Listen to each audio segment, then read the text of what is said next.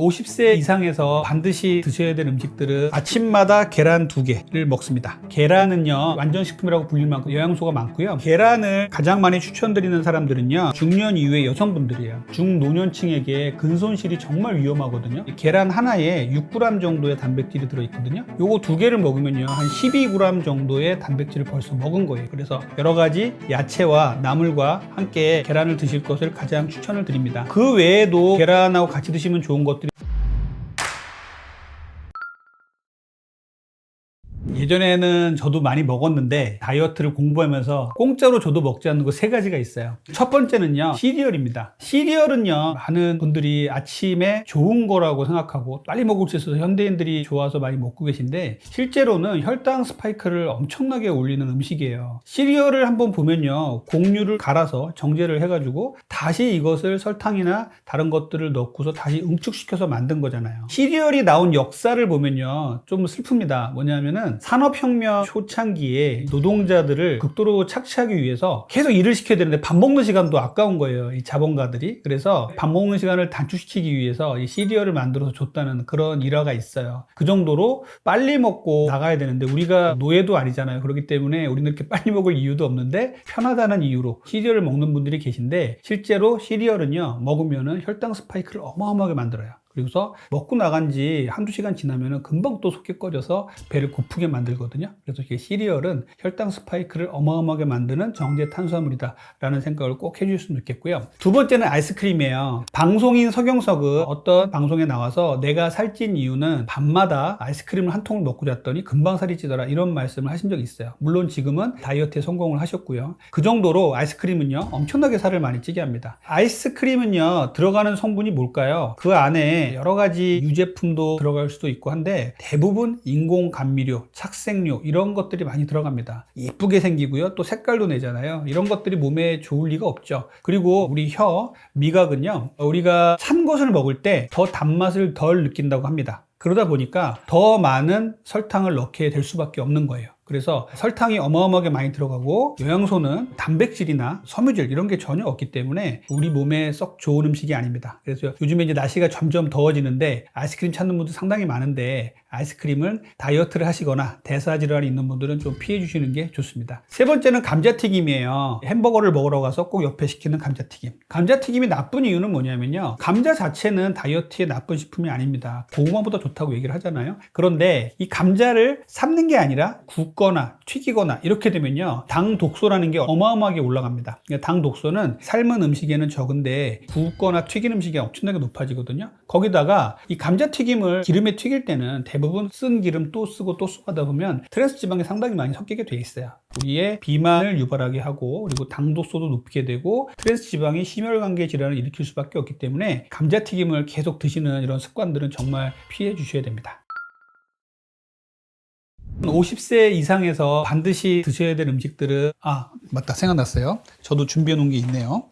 자, 아침마다 계란 2개를 먹습니다. 요 계란은요, 완전식품이라 그러죠. 그리고 구하기도 쉽고 또 요리를 또 다양하게 할 수가 있잖아요. 그리고 얼마나 맛있어요. 그래서 계란 2개를 아침에 꼭 드시길 바래요. 계란은요, 완전식품이라고 불릴 만큼 비타민C와 섬유질만 빼고 모든 영양소가 다 들어있다, 이렇게 얘기할 정도로 영양소가 많고요. 또 하나는 단백질이 어마어마하잖아요. 이 계란 하나에 6g 정도의 단백질이 들어있거든요. 보통 한 끼당 우리가 20 내지 30g의 단백질을 먹으라고 돼 있는데, 요거 2개를 먹으면요, 한 12g 정도의 단백질을 벌써 먹은 거예요. 그렇게 되면은 18g만 더 먹으면 하루 아침에 먹을 단백질을 다 채우는 거거든요. 그래서 단백질을 채우는데 정말 좋은 음식이에요. 또 하나는 이제 콜린이라는 성분이 있는데, 얘는 뇌 기능을 좋아지게 합니다. 또 다이어트에도 도움을 줘요. 그래서 치매 예방이라든지 수험생한테도 상당히 좋은 성분이고요. 뭐 레시틴이라든지 루테인이라든지 이런 성분들은 또 눈에도 도움을 주는 이런 성분으로 돼 있어서 여러 가지 단백질이 상당히 좋은 음식이고 포만감을 주고 우리 근육을 구성하는 이제 단백질이다라고 생각하시면 좋겠고요. 계란을 가장 많이 추천드리는 사람들은요, 중년 이후의 여성분들이에요.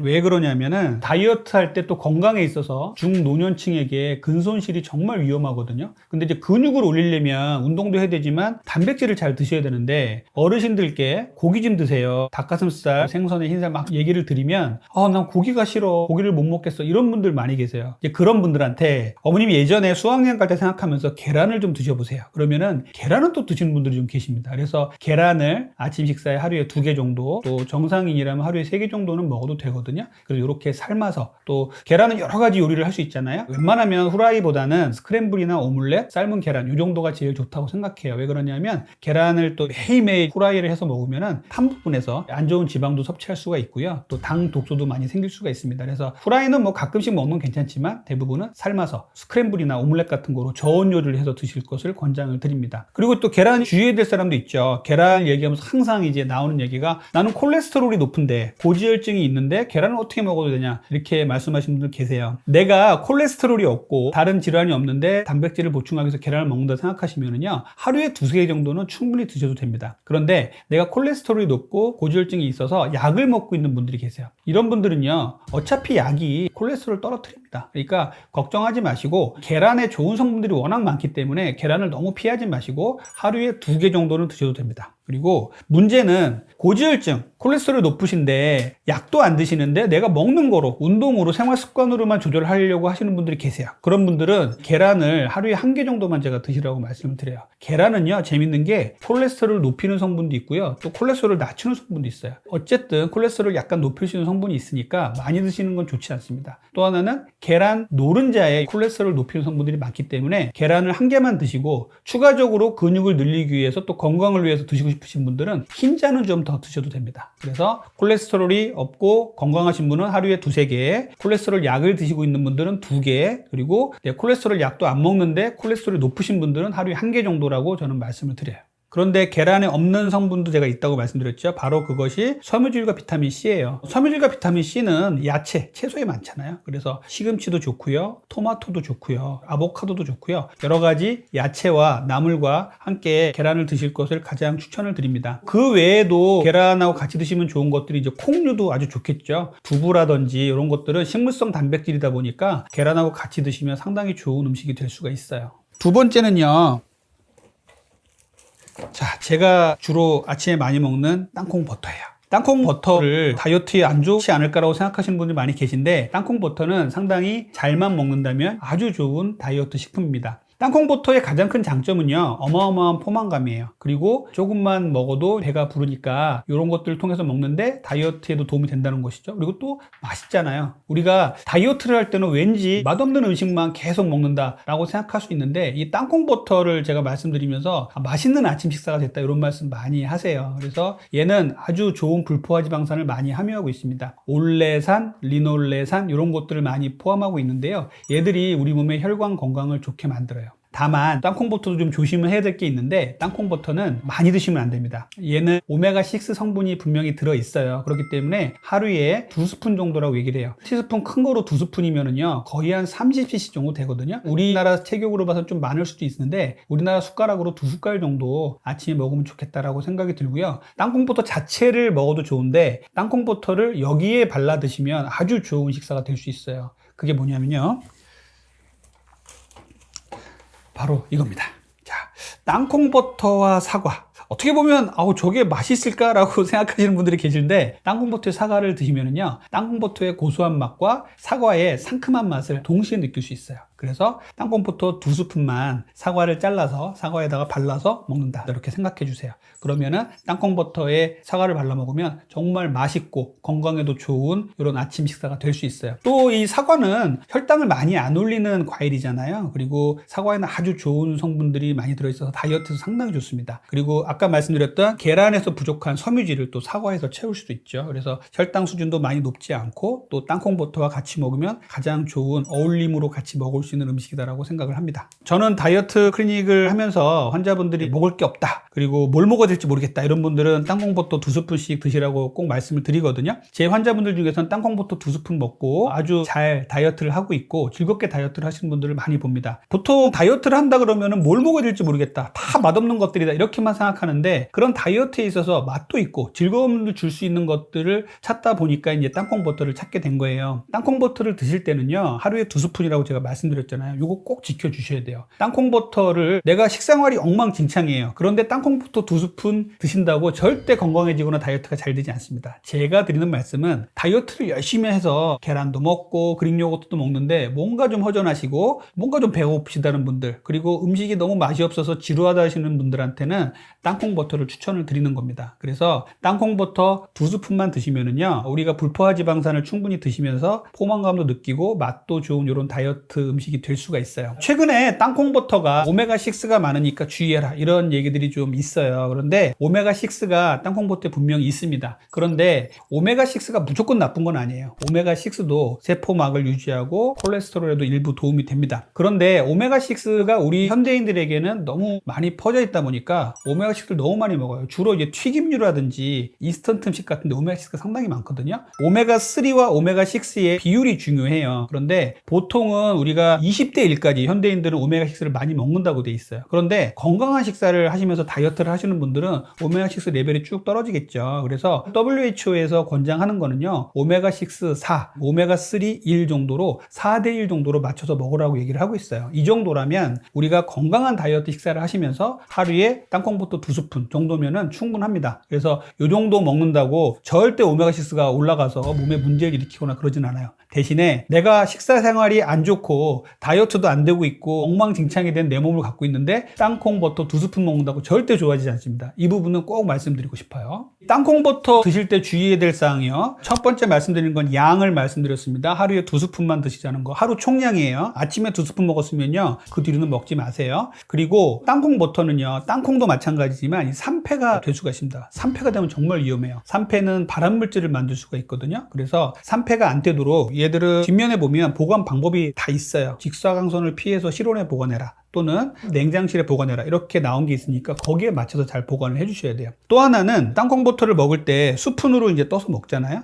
2스푼을 떠서 놓고 입에 들어간 채로 다시 들어가면 안 됩니다. 그러면 이제 오염이 되겠죠. 산패 위험도 더 높아지고요. 그래서 한번 입에 들어간 스푼은 다시 땅콩버터 안으로 들어가시면 안 돼요. 오염 안 되게 조심하셔야 됩니다. 또 하나 주의하셔야 될 거, 뒤에 보시면 영양 성분표가 있어요. 영양 성분표에서 제일 중요하게 보셔야 될 것들은요, 탄수화물 함량이에요. 여기 보시면 이제 뭐 탄수화물, 총 칼로리, 나트륨 함량 이런 게 좀 있거든요. 그래서 여기에 보면 총 탄수화물 함량이 10g 이하짜리가 제일 좋은 겁니다. 그리고 5g 이하짜리면 아주 최고의 제품이라고 얘기를 해요. 그래서 혈당을 올리지 않게 하는 땅콩버터를 잘 구입해서 드셔야지, 땅콩버터가 유행을 타고 그러다 보니까 서로 맛있게 만드냐고 경쟁이 붙어서 여기다가 또 이제 설탕을 집어넣는 경우가 종종 있어요. 그러면은 다이어트와 건강에 좋지 않습니다. 또 하나는 땅콩버터에다가 설탕을 줄이면은요, 얘가 좀 꾸덕꾸덕하고 이러다 보니까 맛이 좀 없다 보니까 여기다가 소금, 나트륨 함량을 높이는 제품들이 종종 있어요. 그래서 나트륨 함량도 잘 보시고요. 나트륨 함량이 너무 높게 나와 있는 것들이 있다면 그런 것들도 좀 피해 주시는 게 좋겠습니다. 저는 땅콩버터 말고 추천드리는 제품 중에 무가당 그릭 요거트 추천을 드려요. 무가당 그릭 요거트는요, 일반 요거트하고 다르게 그리스 연한 지방에서 만들어 먹던 전통적인 요거트입니다. 드셔보신 분은 아시겠지만 무가당 그릭 요거트는요, 꾸덕꾸덕합니다. 우유를 오래 이제 두게 되면은요, 위에 맑은 부분과 밑에 꾸덕한 부분, 흰 부분으로 나뉘어지게 되겠죠. 유청이라고 하는데 이 흰 부분을 걷어내고 밑에 있는 부분만 다시 끓여서 거기다 유산균을 투여해가지고 만드는 거예요. 얘의 장점은 뭐냐면요, 일반 우유보다 같은 양을 먹었을 때 훨씬 많은 단백질을 보충할 수가 있어요. 좋은 유단백을 먹을 수 있다는 것이죠. 그리고 포만감도 좋고요, 맛도 좋고요. 그리고 유당불내증 환자들도 어떤 그릭 요거트를 먹으면 속이 괜찮은 경우도 많이 있으니까 거기서 잘 선택해서 드시면 좋겠고요. 그래서